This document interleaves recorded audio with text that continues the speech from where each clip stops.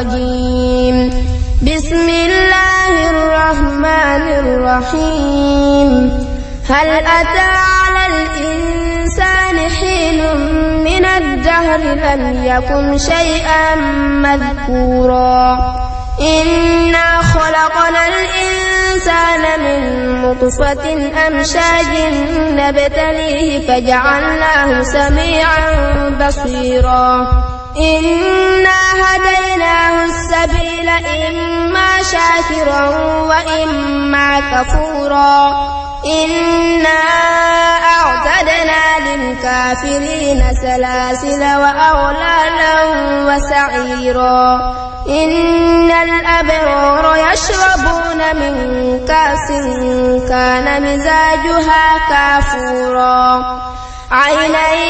يشرب بها عباد الله يفجرونها تفجيرا يوفون بالنذر ويخافون يوما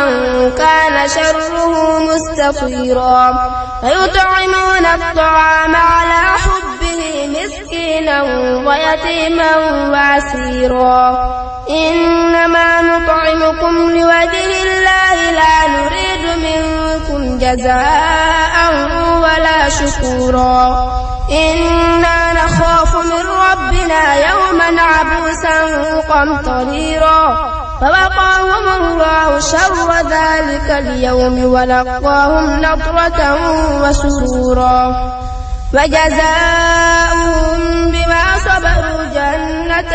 وحريرا متكئين فيها على الأرائك لا يرون فيها شمسا ولا زمهريرا ودانية عليهم ظلالها وذللت قطوفها تذليلا ويطاف عليهم بآنية من فضة وأكواب